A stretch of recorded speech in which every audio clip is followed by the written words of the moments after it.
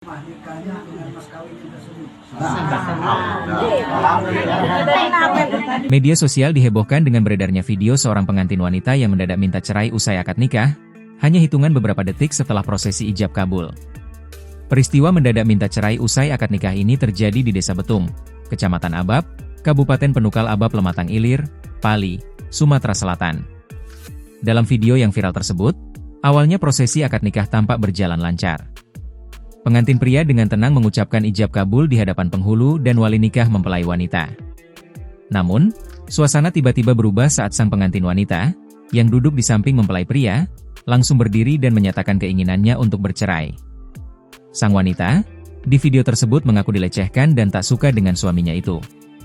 Sontak hal tersebut membuat heboh bagi para tamu yang hadir serta kedua belah pihak keluarga yang menyaksikan saat sang mempelai wanita itu pergi masuk ke kamar. Begitu juga dengan pengantin pria yang tampak kaget melihat istri yang baru dinyatakan sah dinikahinya itu berkata seperti itu.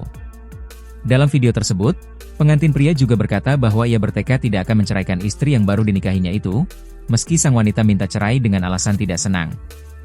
Belum tahu persis adanya permasalahan apa di antara keduanya. Hingga berita ini dimuat, Sripoku.com belum mendapatkan konfirmasi lanjutan atas adanya fenomena pernikahan seumur jagung ini.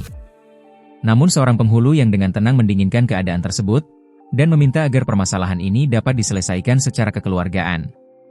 Terpisah, Kepala Kantor Kemenak Pali H. Deni Priyansyah melalui Kasih Bimbingan Masyarakat Islam H. Ayubi mengatakan bahwa prosesi akad nikah yang dilakukan dalam video yang beredar tersebut dilakukan secara siri, dilakukan di luar prosedur resmi, tanpa pencatatan dan bimbingan pranikah yang menjadi bagian dari layanan Kantor Urusan Agama, KUA.